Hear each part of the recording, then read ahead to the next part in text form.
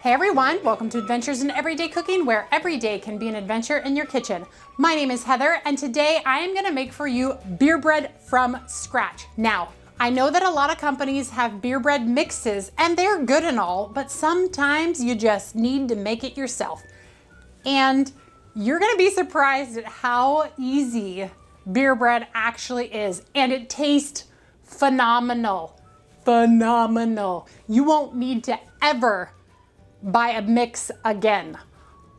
Technically, you only need 3 ingredients: self-rising flour, beer, and some kind of sweetener like honey or sugar. I use honey, some people like sugar, but boom, this is gonna blow your mind. You ready for this? Let's go. Okay, so let me just tell you what. Beer bread is one of those things that when I learned how to make it from scratch, I never went to a store-bought packaged solution ever again, because this beer bread tastes just as good as the others. I'm just saying, beer bread is a relatively easy thing to make. So in these 2 bowls, I actually have 2 ways to make it. So we're gonna start with the first way, and then I'll talk about the second way. So like I mentioned, we have self-rising flour. Now, self-rising flour has salt and baking powder in it, so you don't need to add anything to this. The natural yeasts in your beer will help leaven it along with that baking powder, and we're gonna add to this 1/4 of a cup of honey and 1 beer, and that's it. So 1/4 of a cup of honey. And it does matter what kind of beer you use. So if you are a beer lover, you can use anything. If you want, you could use that really disgusting stout that we tried a couple weeks ago. I'm not into that. I'm gonna use a light beer that is acceptable to my palate. So we are just gonna get this mixed up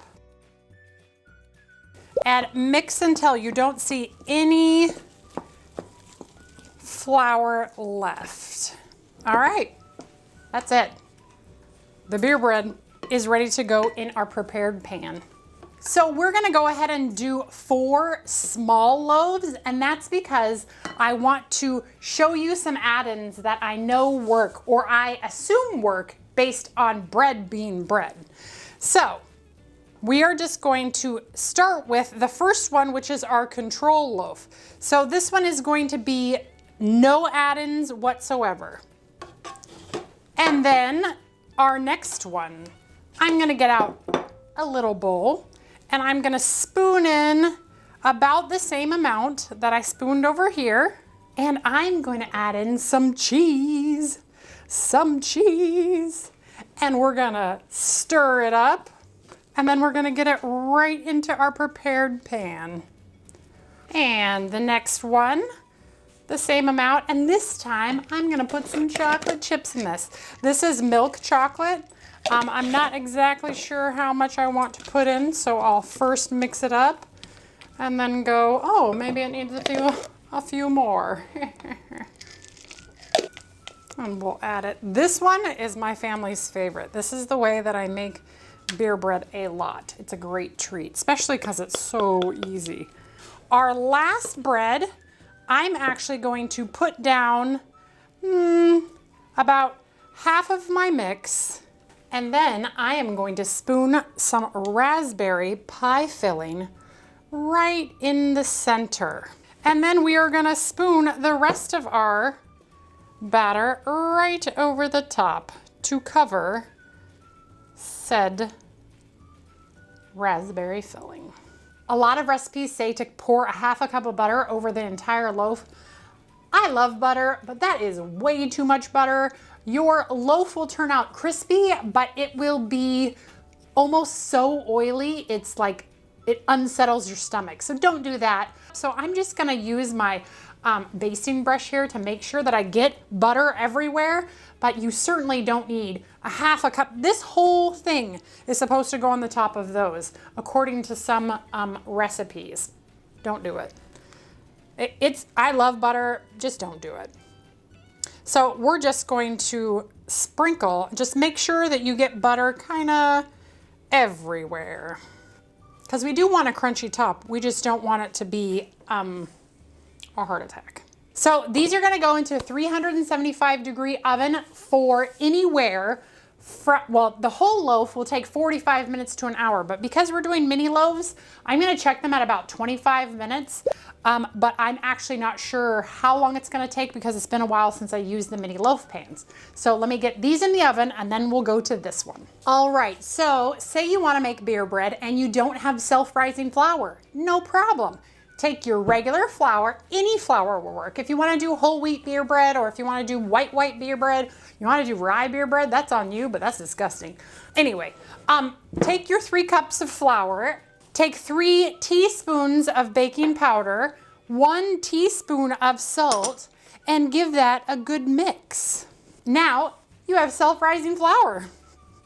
True story, that's all self-rising flour is. It's weird, like beer bread. It's amazing, and if you make this recipe, you will see, you will never ever buy packages again. Sorry, Pampered Chef. All right. In goes our beer, and we will get that mixed very nicely. All right, there we go. First tray. This will be our plain one. Next, we are gonna put some of this batter into our bowl, and we are going to add cinnamon and sugar. I've never done this one as well, but I've heard good things about it.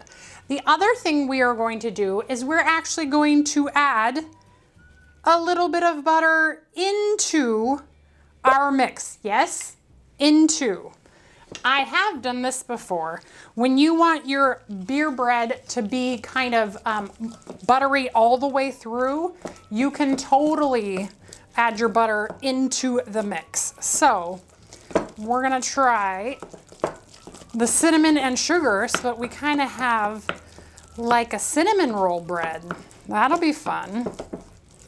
All right. And once it looks nice and incorporated, we're just gonna dump it right into our pan. All right, and the next one I will spoon over here, and we're actually going to add some Italian seasonings in it to make it an Italian style bread. So just add a little, I don't know, that's probably half a teaspoon. And we are gonna add the butter into this one as well. And it's probably like a tablespoon of butter. Though if you were doing a whole loaf, you would probably do a whole tablespoon of seasoning and all the butter that you have chosen to use. Looks good. All right, we'll get this bad boy in. Fluke. Spread him out. And for our last spread, we're gonna incorporate pepperoni and cheese. Oh yeah. Never had this one, but I'm pretty sure if this one works, this is gonna be a weekly favorite at our house because you can serve it with a little marinara. All right, and now our butter. Now the ones that already have the butter inside of them, you don't really have to brush the top with butter unless it looks a little dry. If it looks dry, definitely brush it on, but my tops look pretty juicy, so I'm not gonna bother. I'll just brush it on everything else. All right, now into the oven. These are going to go for their 25 minutes plus. I'll let you know how long it actually took, but I'll be back here when everything is done and we're gonna cut into them and we're gonna taste them and we're gonna see what worked, what didn't, and I'm gonna show you, regardless of if you use self-rising flour or regular flour, you can make a delicious beer bread. All right, we'll be back. Welcome back. Look at these beautiful loaves. So this is the regular flour with the added salt and added baking powder. Looks identical to the self-rising one. This one is a little darker because I actually left it in just a little bit longer, but they look identical. They're identical results, which should tell you that you could use self-rising or you can use regular flour, just add to your flour. So let's take the loaf that is just Joe average, normal everyday loaf, and I'm gonna cut into them so that you can see the inside, and we're gonna give them a taste. Oh, perfect texture, perfect. Look at that. That is beautiful. So we'll set those back over there, all right?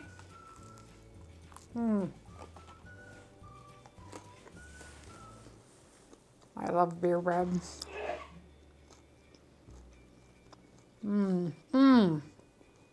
That's so good.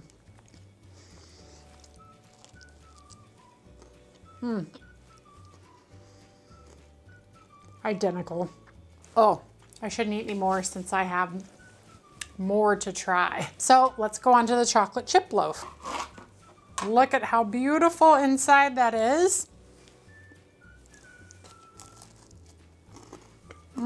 That's good right there. I want to eat it so bad. This is the cinnamon roll one. I've never done this one before, so I don't know if it works or not.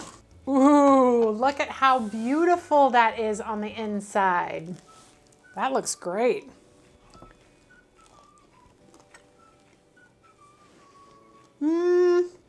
I like it, but if it had icing on it, so if I have frosting left over from that cake I did.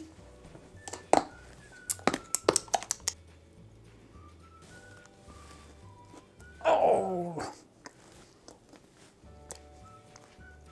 that's downright good. It just needs some icing or frosting. Oh, I will be making that again. Maybe put a little apples in there and it'll be apple cinnamon. Oh, my brain, it's going.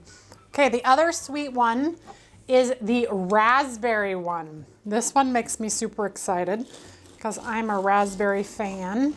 What I see here is probably I need to mix the raspberry in a little better because there's just one line of raspberry. Let that be a lesson to you. Oh. Maybe you don't need to do that. I really shouldn't eat all of these. I'm gonna cut into the middle of this one. Oh. Maybe put a third of the batter in and then put the raspberry. Or maybe I'll stir it. I don't know. I'll make it again and maybe I'll do it both ways. I'll stir it with a skewer or something or a knife, and then I'll just lay it in the first third and then maybe put another third over and then another layer. Ooh. Okay, so let's try the Italian one first. It looks like the Italian one didn't rise as far, but that could be because I didn't put enough batter into the tin, but yeah, I don't know. Ooh.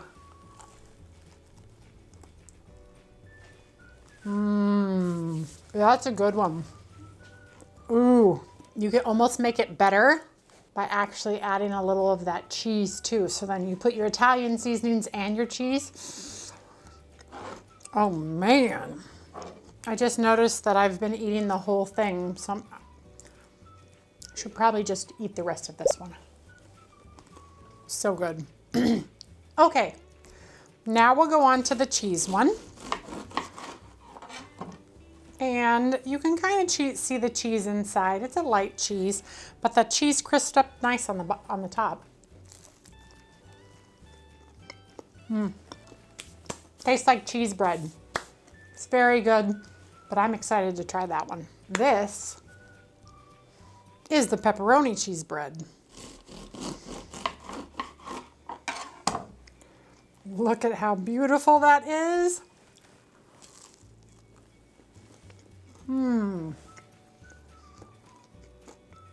Yes.